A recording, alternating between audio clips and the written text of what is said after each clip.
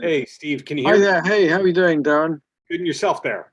Yeah, pretty good, pretty good, pretty good, very good, very good. I thank you for taking the time. I mean, you have a big tour coming up. That's Were, right. Yeah. were these dates that were rescheduled in the first place?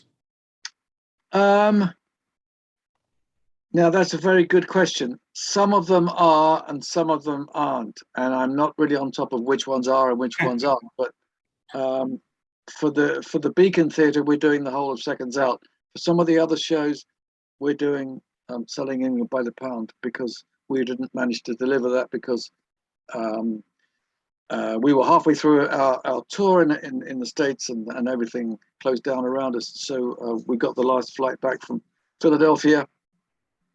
The rest of it is history. We've been on tour in Scandinavia and the UK and a couple of things in France and Monaco. Hmm. So we've been kind of busy. I've been hugely busy Yes. doing all sorts of stuff, including we did a couple of studio albums and a live album in lockdown. Now there's another live album being worked on, which is just finished, and an autobiography. And it keeps going. I'm recording new stuff. I Yeah. was just doing some new stuff today, trying to fit it in, shoehorn it in before rehearsals and everything. But it's a very, very busy life. Yeah, Kind of nuts. you have no gaps as far as I'm aware in your career where you did nothing for 2 years, right? No, it wasn't like that. If ever I was away from live gigs, circumstances would have conspired for that to happen. And obviously, yeah, you have times when you're between setups, but I kept motoring as much as you can. So it's been rather wonderful recently. The stuff that's been going on, the responses to all things. So fans have been great. I just had a birthday, and of course, we get masses and masses of people writing in. I haven't been able to get back to people individually yet because there's so much going on. Right, It's right. Well, with yeah, your fans are just so unique to me that when I saw a show of yours at the PlayStation Theater in New York, oh yeah, 2015 or 2016, I yeah, was blown away that the audience was not checking their phone during the show. It was the most yeah, attentive audience yeah. possible. That's It, interesting. We had did a couple of shows. Bruce Willis came to a couple of shows, which was rather extraordinary meeting him. And yeah, it rather extraordinary. But it's lovely to be going back to the Beacon. The Beacon, I think, has a great sound. it's a classic venue that they redid a couple of years ago. I Yeah, think it was a $50 million renovation, which is great yeah. for the artist. It's a real backstage now. It's a funny thing, some buildings act like an amplifier. In other words, yes, you've got electric music, but when the building sings back at you, Hmm. um, you can't buy that. And I think the last time we did the Beacon, I know that it had power. It had something unique and special, and so I'm very very fond of that. That doesn't detract from other shows, and we'll be doing many more. I mean, we're basically about to go off on a world tour. If the Yeah. world is open, we show up and we play. Every intention to show up everywhere. It's Well, been a very you mentioned having a couple of live albums that were in different states during the pandemic that you worked on. Do you yeah. record every single show you do? Well, actually, Ben Fanner does, but what we don't release every show. What we Right. do is we take a show and um, we mix it. In other words, to make it feel like you're at the show. I mean, and yeah, I know you can have a couple of mics out front and do it that way, but I try not to let standards fall too much, two schools of thought on that. There are plenty of great Genesis bootlegs from way back in the day that sound better than the albums. Right. But I hope one day those things will be released, because it becomes less. It's less precious, because that team is never going to be formed again. Therefore, blah blah blah blah blah blah. So stuff that we did with Pete, this Lamb Lies Down on Broadway stuff that sounded extraordinary. Some live stuff that was absolutely, what you see is what you get.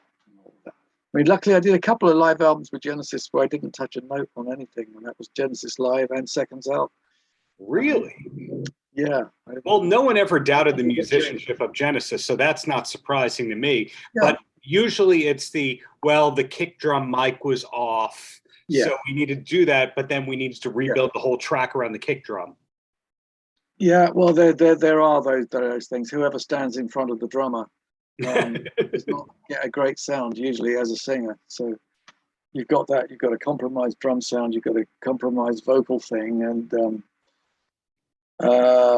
but yeah, there's two ways of looking at that.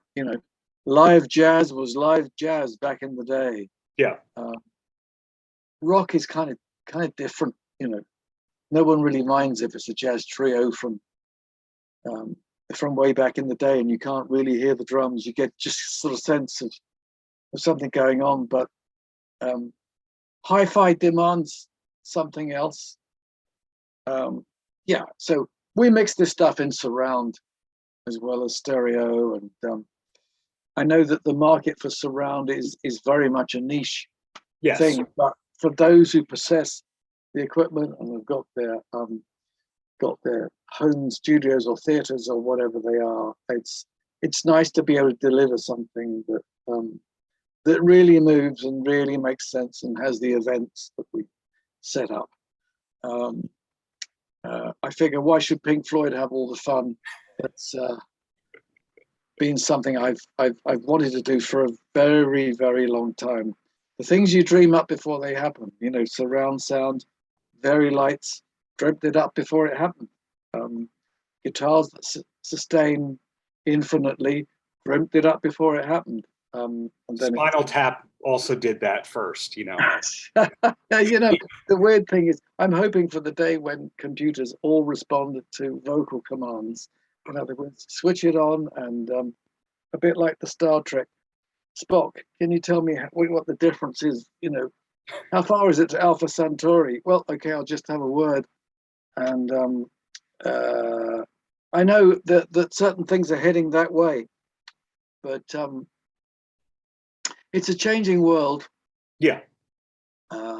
It's a changing world, but I harken back to earlier in the conversation when I say, when you go to a Steve Hackett concert, the audience is there for the music. The audience is not there to hear the hits. They're not there necessarily for the light show, for the backup dancers, nothing like that. They're actually there for the music. And it's refreshing to see an artist that's the case with, where they want to see playing at a top-notch level. Were you, because I was a fan of GTR. I know that's not the happiest point of your life, but no, I think it had a lot going for it, GTR, as it happens, and I'm glad you liked it. And I did a re-record of When the Heart Rules the Mind in recent years, and it was out on a box set with Steve Rothery is on that from Marillion, and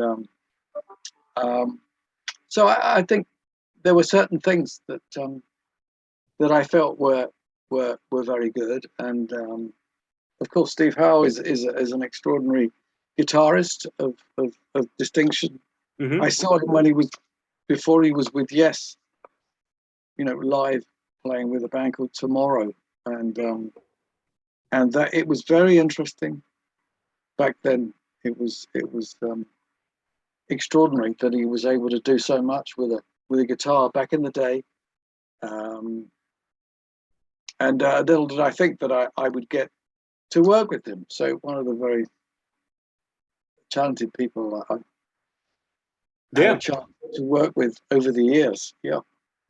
Yeah, so it was interesting to see that you rebounded from a mainstream commercial project like that to Yeah. just doing whatever you want and Mm. being as artistic as you wanted to be. And it's been that way for about 35, 40 years now that you've just been Yeah. yourself and not worried about hits.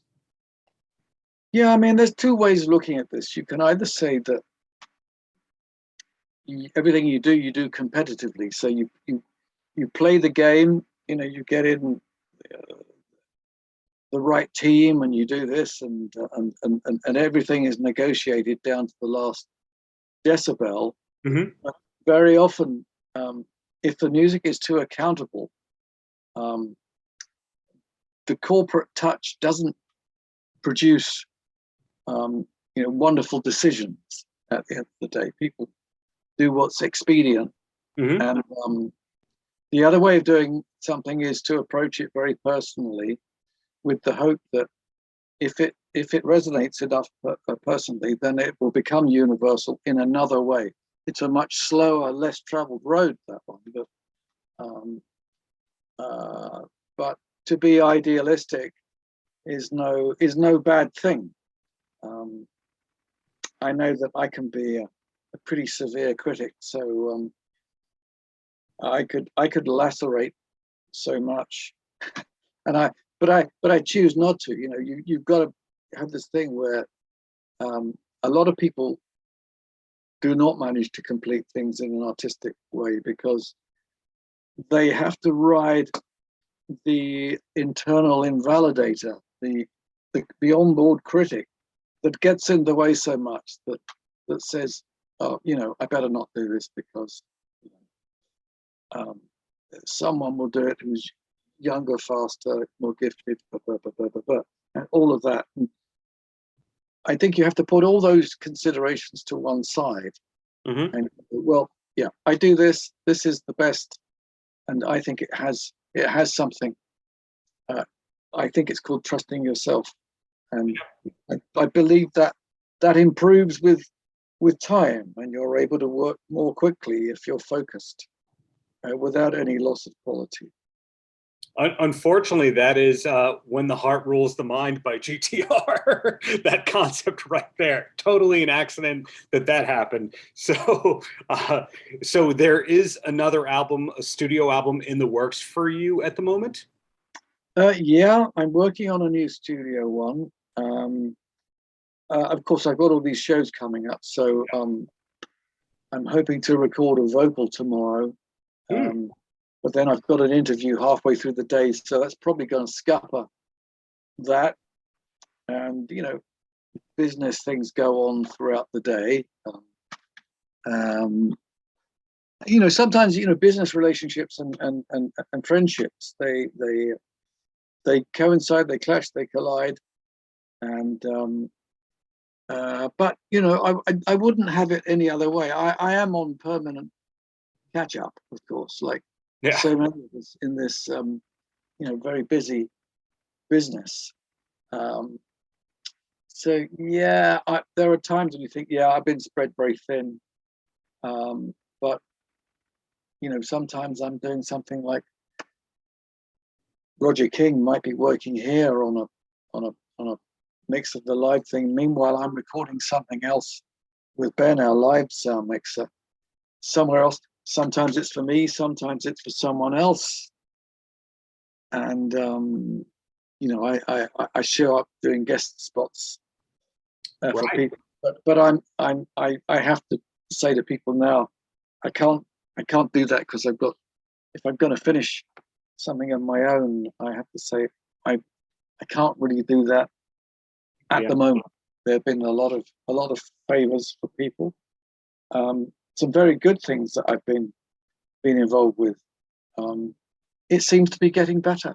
Everyone's efforts seem to be getting better, and so I'm very happy to be part of some forthcoming, really interesting albums that other people are doing. That I'm just having a brush with, coming in for a solo. In we go for that. Yeah. Well, I have a total left field question, and Sure. this is meant to be a compliment. I only think of smart intellectual things when it comes to you. The music you play is very complex. You cannot be inebriated out of your mind and just hop on stage and play along with it and fake it. It's very tough to do. It's well crafted. You're very well spoken. Your interviews, there's a lot of really complex thoughts happening. Is there anything in life that you like that's stupid or lowbrow? Well, you know what? I love humor. I mean, I think that humor is so important. So I way back in the day, I was a big Monty Python fan. Mm-hmm. Also a big Peter Sellers fan, Mm-hmm. and also Peter Cook and Dudley Moore, especially when they did their Derek and Clyde stuff, which is very British, very blue, very extraordinary, spontaneous stuff. But when I see comedy now, I just see a lot of slapstick, and it worries me that British comedy certainly is like, comedy is usually someone falls over, gets a pie in the face, or people hurt themselves. Whole shows of people slipping over into puddles or riding their bikes over cliffs accidentally does not thrill me. That's not humor. That's single entendre stuff. It's not what's funny. It's not even. It doesn't even aspire to the level of parody. Whereas, as I say, Peter Cook and Dudley Moore could parody both ends of British society wonderfully. I mean, they could do the Cockney stuff. They could parody that, and they could also do the very posh upper class stuff as well, and do it equally convincingly. So I don't think there has been a level of comedy like that since then. Occasionally, I cut loose and do a comedic thing myself, but usually my record company says, the German record company, they might say, "I don't see the funny side of this." Yeah. So I'm Hear ya. I'm parodying them. They're not quite like that, but I think it's very, very personal. But I have to have a few laughs. Oh, of course. I do. Or else you'll cry if you never laugh. Well, that's right. Yeah, it's very important that we do that. So my dad was a great impressionist. He could do impressions of all sorts of people, and I try and catch up and try and do as many accents as he could do. And but all of this is a side of a private life that people don't realize that I Right. yeah, he does all this serious, complicated stuff. That's one side of my nature. There's another side that's I'm a blues man breaking out of prog, and I get as much thrill out of playing blues harmonica and making a complete idiot of myself. That is so refreshing to hear. And yeah. I'm not a serious guy. No. well, the last thing I'm curious about, and then I'm going to let you go, is Sure. one of my favorite bands of all time is Van Halen. And Van Halen, in their early days, had the name Genesis. They were in a record store and they went, "Oh, there's a Genesis album. We can't have that name." Right. I'm curious if that ever reached your radar, if you knew that part of it, that Van Halen was originally called Genesis. I didn't know that. I must say I didn't know that. But obviously Eddie was a fabulous guitarist, and very sad to see him go. Yeah, I mean, fabulous stuff. Of course, we shared the tapping technique, a passion for that, which, of course, enables you to be, the fastest gun on the block for 5 seconds, all that kind of stuff, firing off those salvos, those runs, and yeah, it's a bit like Bruce Lee. It can go so fast the mic can't record it. You'd have to slow it down to get all the detail, and you go, "How is that possible?" Well, tapping allows that. it's maximizing on what you can do on one string, and sometimes doing extraordinary leaps. And yeah, it's faster than keyboard. It is. So your appreciation of Van Halen was pretty much the guitar, not David Lee Roth singing?